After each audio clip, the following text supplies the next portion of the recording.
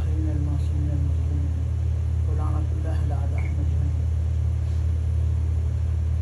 ساری تعریفیں اس اللہ کے لیے ہیں کہ جس نے محمد آل محمد کی محبت میں اسلام کائنات کو پیدا کیا اور کائنات کی ہر شے پر محمد آل محمد کی محبت کو واضح قرار دیا. ایک سلوات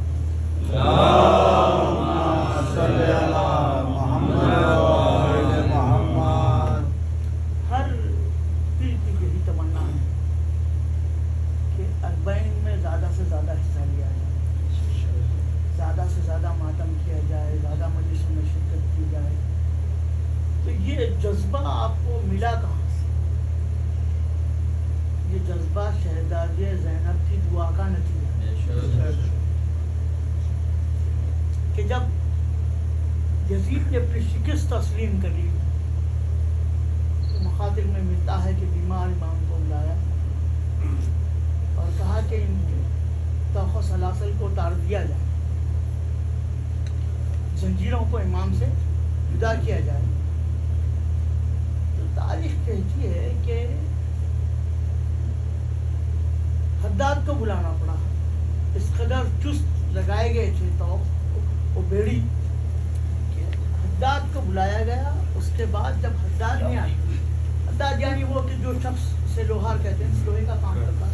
ایک سلوات پڑھیں اللہم صلی علی محمد و آل محمد. بس تھوڑی سی توجہ چاہیے. نعرہ صلوات. اللہم صلی علی محمد و آل محمد. تو بہرحال تھوڑی توجہ آپ دے دیں. نعرہ صلوات. اللہم صلی علی محمد و آل محمد. تو جب حداد کو بلایا گیا تو اس نے امام کو بغور دیکھا اور اس کے بعد کافی دیر تک روتا رہا, یہ کہہ کے کہ یہ شخص زندہ کس طرح ہے. اسے حیرت اس بات کی تھی. کیوں تھی یہ حیرت؟ تو جب آپ توقع خاردار کے بارے میں پڑھیں گے پتا چلے گا کہ نہ صرف ایک لوہے کا حلقہ پہنایا گیا تھا بلکہ اس میں کیلے لگے ہوئے تھے. کیلے شروع میں تو امام کے جسم میں پیوست تھے, لیکن جب جسم کا گوشت گلتا گیا تو ہڈیوں تک ڈر آئے تھے. اور یہ وہ زخم تھا امام کا جو آخری وقت تک رہا ہے کہ جب امام غسل دے رہے تھے محمد باقر تو سایہ کر کے روکے کہا کہ گلے کا زخم سوکھا اور نہ سوکھے اور کیا. دو زخم امام کی یہ سوکھے نہیں تھے زندگی میں. مختصر یہ کہ جب امام کو لوہے کے زیورات سے آزاد کیا گیا تو امام شہزادی زینب کی خدمت میں آیا اور کہا کہ یزید نے ہمیں رہائی کا حکم دیا ہے. تو پھر اب بتائیے کیا حکم ہے؟ وقت کے امام ہیں لیکن اجازت لے رہے ہیں شہزادی. تو کہا بیٹا تمام باتیں بعد میں ہوں, پہلے یہ جو دل بھرا ہوا ہے, جو آنسو نہیں بہے ہیں, ایک مکان خالی کیا جائے. پہلے ہم جی بھر کے رونے پھر سوچیں گے زندگی رہی تو کیا کیا جائے. چنانچہ یزید سے کہا گیا کہ ایک مکان خالی کر کے دیا جائے کہ جہاں پر فرش عزا بچھائی جائے گی. فرش عزا کیا تھی؟ خاک پر بیٹھی تھی زینب, اور شہداء کے سر اور تبرکات کا منگایا گیا تھا. شام کی عورتوں کو معلوم ہوا کہ علی کی بیٹی ملاقات کرنا چاہتی ہے. جانتی تھی کہ علی کے اقتدار میں ساری کائنات تھی, اسی لیے وہ اپنی ایک متاثر بات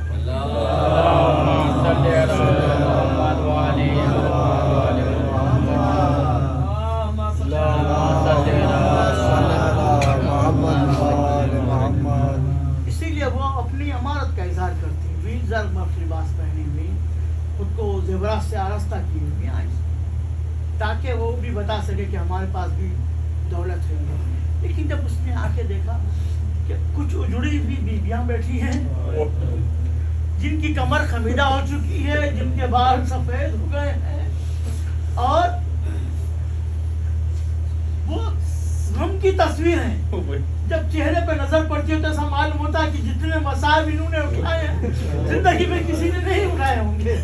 تو وہ سمجھ گئیں, پلٹ کے چلی گئیں, اور اس کے بعد سیاہ پوش ہو کے آئیں, سادہ لباس میں آئیں تاکہ پرسہ پیش کر سکیں. اب شہداء کے سر لائے گئے. جب سر آتے نا تو یہ بات کسی مجلس میں پڑھی گئی اور پڑھی جائے گی کہ پہلی ذاکرہ حسین کی خود شہزادی زینب ہے. یہ جو ذاکری چل رہی ہے نا, اس کی ابتدا زینب نے کر کے دکھائی ہے. ہمارے یہاں کیا ہوتا ہے, جب مجلس ہوتی ہے تو تابوت ہوتا ہے, زری ہوتی ہے یا علم ہوتا ہے, جسے دیکھ کے یاد آتا ہے اس علم پر پھول زیادہ ہے, یہ نوسہ کربلا کا علم ہے. اس علم کے ساتھ مشکیزہ لگا ہوا ہے, یہ سقائے کربلا کا علم ہے. تو یہ جھولا علی اصغر کا ہے. ہمارا تصور ایسے جاتا ہے, لیکن بیویوں کی مجلس کیسی تھی معلوم؟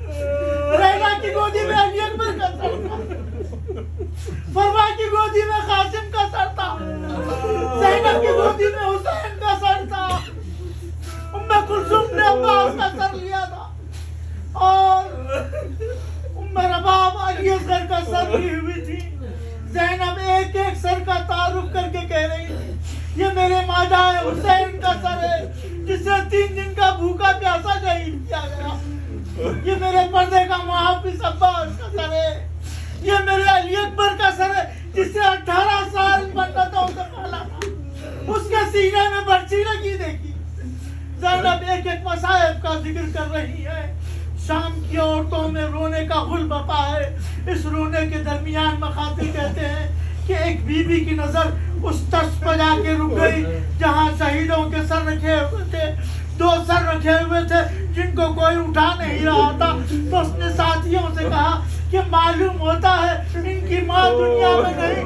تو فضا نے ٹوک کے کہا, بی بی ایسے نہ کہے, یہ زینب کے بسر ہونا. زینب علی اکبر پر ہوتی ہے, کبھی عباس پر تو کبھی حسین پر گریا کرتی ہے. داستان ظلم بیان کر دی, دیار ظلم میں ظلم کا چہرہ بے نقاب کر دیا.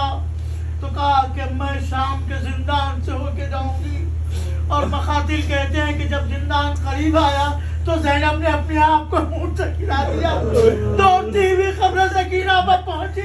تصور کرتے دوستو بیویوں کے دل پہ کیا گزری ہوگی کہ جب بچی صبح شام پوچھتی تھی کہ ہم وطن کب جائیں گے, جب اس کا مزار بن گیا تو رہائی کا حکم. ہر بیوی لپٹ کے رو رہی تھی, کہہ رہی تھی سکینہ ہمارا سلام لو, ہم تمہاری قبر سے ودا چاہتے ہیں.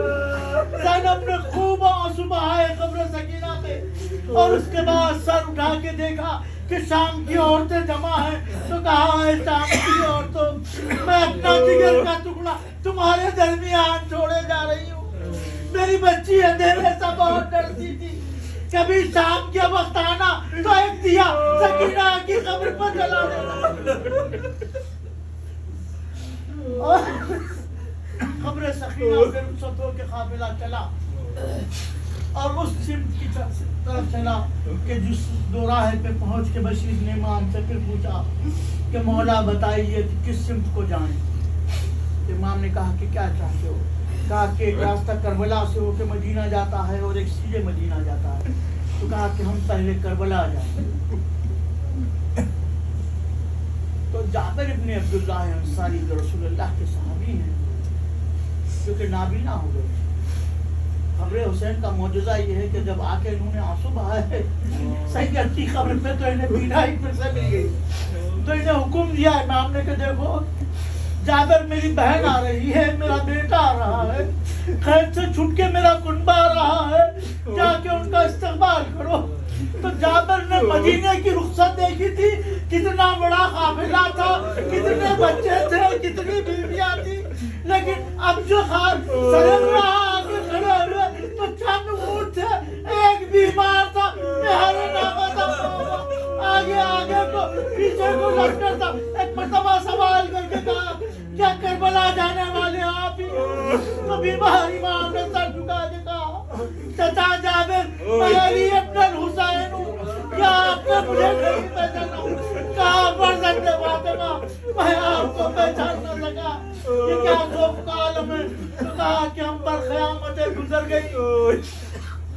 اور اس کے بعد جابر امام کے ہمراہ چلنے لگے، لیکن جابر نے محسوس کیا کہ قبر مطہر بہت فاصلے پر ہے، بیمار امام پیادہ چل رہے ہیں تو سارا قافلہ پیادہ چل رہا ہے۔ تو آہستہ سے امام سے کہا کہ ابھی مشہد مقدس بہت دور ہے، اگر آپ سواری پر سوار ہو جائیں تو باقی لوگ بھی سوار ہو جائیں۔ تو بیمار امام کی آنکھوں میں آنسو آ گئے، کہا جابر تم وہ نہیں دیکھ رہے ہو جو یہ آنکھیں دیکھ رہی ہے۔ جابر اس قافلے امام میں ہمارے جد رسول خدا ہے، ہمارے جد علی مرتضیٰ ہے، ہماری دادی فاطمہ ہے، ہمارے چچا حسن مجتبیٰ ہے، منجتن حسین کا چہل چنانچہ جب جیسے بھی آپ نے مرثیے میں سنا کہ ماتم میں 3 روز رہے شور و چین سے، روئے لپٹ لپٹ کے مزار حسین سے، مثل چراغ خب گورے غریباں پر دل جلائے۔ اور اس کے بعد جب رخصت کی باری آئی، مخاطب کہتے کہ جب تک زینب خبر حسین سے بیان کرتی رہی کربلا کی زمین ساکت رہی، لیکن جب زینب نے فرات کا رخ کیا تو کربلا کی زمین لرز رہی تھی۔ جب زینب نے جا کے خبر عباس پہ کہا کہ میرے غیرتدار عباس تیری بہن زینب آئی ہے، زینب بازاروں سے پھر کے آئی ہے، زینب درباروں سے ہو کے آئی ہے، بھیا لوگ ہمیں دکھا کے کہتے تھے یہ قیدی لائے گئے ہیں، یہ علی کی بیٹیاں ہیں جنہیں اسیر بنایا گیا ہے۔ لوگ ہم پر کھجور پھینکتے تھے، لوگ ہم پر پتھر پھینکتے تھے۔ خبر عباس پر بیان کیے اور اس کے بعد ایک منزل آئی کہ اب بیمار امام نے کہا کہ اس قافلے کو مدینے پہنچانا ہے۔ تو ڈنکا بجا حرم میں وداع یقین کا، اور سب تبرکہ جناب امیر کا، تربت کے گرد اونٹ برابر کھڑے ہوئے، رخصت کا جمع قبر پر چھوٹے بڑے ہوئے، رخصت کو جمع قبر پر چھوٹے بڑے ہوئے۔ اور جہاں زینب کے دل نے طرف کے جو کہا ہے اسے میر علی نے نظم کیا ہے کہ بھیا اٹھو کجاوے میں مجھ کو تمہیں بٹھاؤ، بھیا اٹھو کجاوے میں مجھ کو تمہیں بٹھاؤ، بھیا میں بے نقاب رہگیروں کو ہٹاؤ، روکے خنات اکبرو عباس کو بلاؤ، خالی ہے گود بھابی کی اصغر کو لیتے آؤ۔ اور اس کے بعد مخاطب کہتے ہیں کہ زینب نے تمام بیویوں کو ایک ایک کر کے سوار کیا، کہا کہ آج علی اکبر نہیں ہے لیلا، زینب سوار کرتی ہے۔ جب تمام بیویوں کو سوار کر چکی تو دیکھا کہ ایک اونٹ خالی ہے، ایک بیوی نظر نہیں آتی۔ تو اب مقتل کی سمت چلی تو دیکھا کہ ایک بیوی حسین کے قبر کے پاس تھی، اپنا سر رکھے ہوئے آہستہ آہستہ کچھ حسین سے کہہ رہی ہے، آنسو جاری ہے۔ غریب جا کے سنا تو جگر پانی ہو گیا۔ جانتے ہیں آپ یہ کون بیوی ہے؟ یہ ام رباب ہے جو کہہ رہی ہے والی میں آپ کے ساتھ آئی تھی، گودی میں اصغر تھا، سکینہ دامن تھامے تھی، اصغر آپ کے سینے پر سو رہا ہے، سکینہ زندان میں رہ گئی۔ اب میں کس کے لیے وطن جاؤں؟ اب میں وطن جا کے کیا کروں؟ مجھے اپنی لحد میں چھپا لیجیے۔ جا کے زینب نے پشت پر ہاتھ رکھا اور کہا کہ بھابی اس پیغام کو مدینے تک پہنچانا ہے، صبر سے کام لیجیے۔ چنانچہ لے کے چلی اور قافلہ چلا۔ تو ایک دستور تھا کہ شہر میں داخل ہونے سے پہلے اگر کوئی قافلہ جاتا تو وہ اپنے احباب کو خبر کرتے کہ قافلہ آ گیا ہے، تو ان کے چاہنے والے آ کے ان کا استقبال کر کے لے جاتے۔ اس دور کا ایک دستور تھا۔ تو اسی بات کے مد نظر امام نے بشیر کو بلایا، بلا کے دیکھیے امام کی نظر قیامت تک تھی۔ کہا کہ بشیر تیرا باپ شاعر تھا، کیا تو بھی شعر کہتا ہے؟ تو کہا کہ ہاں مولا کچھ کہہ لیتا ہوں۔ تو کہا کہ ایسے کر، ہماری مصیبت کو نظم کر اور جا کے مدینے میں سنا دے۔ پہلا نوحہ لکھوایا ہے امام نے بشیر سے، اور اس کے بعد اس کے گلے میں سیاہ شال ڈال دی تاکہ یہ دور سے دیکھنے والوں کو پتا چلے کہ یہ غم کا پیغام لایا ہے، کوئی خوشی کی خبر نہیں ہے۔ بشیر کہتا ہے کہ میں جب مدینے میں داخل ہوا تو میں نے بڑی آواز میں کہا کہ یا اہل یثرب لا مکان لکم بہا قتل الحسین بکربلا، اے یثرب کے رہنے والوں، مدینہ رہنے کے قابل نہ رہا، زہرا کا لال زندہ بھوکا پیاسا قتل کر دیا گیا، میں سنا نہیں لایا ہوں۔ بشیر کی آواز کو سننا تھا کہ لوگوں کا ایک ہجوم تھا جو بشیر کے گرد جمع ہونے لگا۔ جیسے ہی اس نے کہا نا میں نے سنائی نہیں لائی ہے، تو اب بشیر یہ کہتا ہے کہ سوال کرنے والے اتنے زیادہ تھے اور ان کے سوال اتنے زیادہ تھے کہ میں سب کو جواب نہیں دے پا رہا تھا۔ تو میں نے کہا کہ روضہ رسول پر چلو، میں تمام واقعات وہاں بیان کروں گا۔ اب جو پوچھتا بشیر اسے ایک ہی جواب دیتا، روضہ رسول چلو، بشیر وہاں پر سنا نہیں سنائے گا۔ لیکن بشیر نے دیکھا کہ ایک کمسن شہزادہ جس کا چہرہ چاند کے مانند چمک رہا ہے بڑی تیزی سے ہجوم میں داخل ہوا، تو بشیر کو خوف ہوا کہیں مجمع کچل نہ دے، تو اپنی سواری سے اترا، آگے بڑھ کے اس بچے کو گودی میں اٹھایا تو دیکھا ایک سوال تھا جو اس بچے کے چہرے پہ تھا۔ اس نے بس اتنا کہا، اے خبر دینے والے، اگر تو یہ بتا دے کہ بابا آئے ہیں تو میں گھر جاؤں گا، نیا لباس پہنوں گا، بابا کے استقبال کے لیے آؤں گا۔ تو بشیر نے حیرت سے پوچھا کہ بیٹے آپ کے بابا کا کیا نام ہے؟ بچے نے عباس کا نام نہیں بتایا، علم کی طرف دیکھتا رہا۔ بشیر نے سر نیچے کہا، ساؤتر عباس شہید ہو گئے، تم نے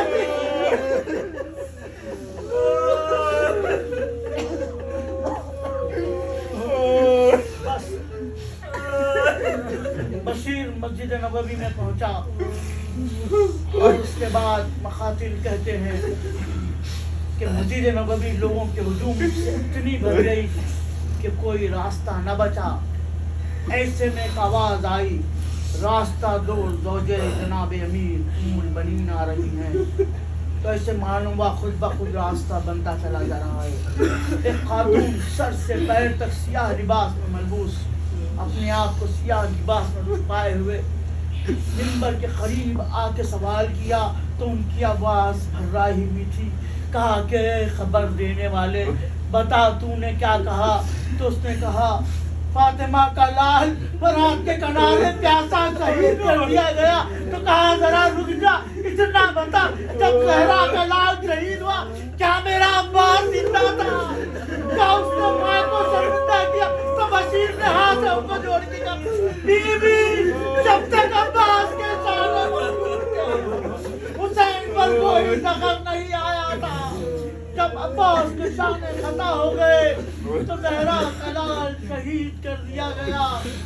اب اس کے بعد مخاطب کہتے ہیں کہ یہ قافلہ روضہ رسول سے پہنچا تو بیمار امام مسجد نبوی کے دروازے پر ٹہل گئے اور پھوپھی سے کہا کہ آپ بڑی ہیں، آپ آگے بڑھ کے قصہ پیش کریں۔ زمین مدینے کی اس وقت لرزنے لگی جب قبر رسول پر زینب نے ہاتھ رکھ کے کہا، السلام علیکہ یا جدہ، السلام علیکہ یا رسول اللہ۔ اس کے بعد کہا، نانا زینب آئی ہے، حسین نہیں آئے، نانا امت نے خوب ہمارے چھوٹے بڑے سب شہید ہو گئے، ہمیں ایسے لوٹا کہ کسی کے سر پر چادر نہ تھی کہ بھائی کی لاشیں پر ڈال دیتے۔ زینب نانا کی قبر سے لپٹی بہن کر رہی تھی کہ ایسے میں بیویوں نے کہا کہ فاطمہ سغرا ملاقات کے لیے آئی ہے۔ یہ وہ بیوی ہے جسے بھرے گھر کا انتظار تھا، جس نے خط لکھا تھا، اب جس نے گہوارہ ڈال رکھا تھا کہ اصغر آئیں گے تو وہ گہوارے میں گھسیں گے۔ اب وہ بیوی پہنچی تو قیامت یوں آئی کہ زینب ہی کو مخاطب کر کے پوچھا، بیوی یہ بتائیے میری پھوپھی زینب کہاں ہے؟ اب زینب کا دل پاس پاس ہو گیا. کہا بیٹی تم نے مجھے نہیں پہچانا؟ کہا بڑھیا مائی آپ کا کیا عالم ہے؟ سماعت ہو گئے, کمر امیدہ ہو گئی ہے. تو کہا کہ حسین کے بعد زینب اسی طرح جی سکتی تھی. تو اب ایک ایک کو پوچھنا شروع کیا کہ چچا عباس نظر نہیں آتے. تو کہا پانی لانے گئے تھے, ان کے سامنے خطا ہو گئے. کہا میرا بھیا علی اکبر, میں نے خطوں کے نشان اٹھا رکھے. کہا جسے 18 سال منتوں سے پالا تھا اس نے سینے پر برسی لگی. اور اس کے بعد کہا کہ انہوں محمد نظر نہیں آتے. تو کہا میں نے انہیں حسین پر قربان کر دیا. قاسم کا لاشا پامال ہوا اور آخر میں کہا کہ حسین شہید ہو گئے. تو فاطمہ غش کھا گئی, لیکن غش سے جب اٹھی تو دل کو ایک یقین تھا, ایک اطمینان تھا کہ اب جسے کی تلاش ہے وہ تو آیا ہوگا, وہ تو کہیں موجود ہوگا. کبھی فروا کی گودی میں, کبھی لیلا کی گودی میں, کبھی ام کلثوم کی گودی میں, کبھی ام رباب کی گودی میں ڈھونڈتی جاتی ہے اور ہر بار مایوسی بڑھتی جاتی ہے. زینب نے کہا بی بی کسے ڈھونڈ رہی ہو؟ تو کہا میرا بھیا علی اصغر, وہ تو میدان میں جانے کے قابل نہ تھا. کہا حسین لے گئے تھے, ایسے لوٹے کہ مکہ ڈھلا ہوا تھا.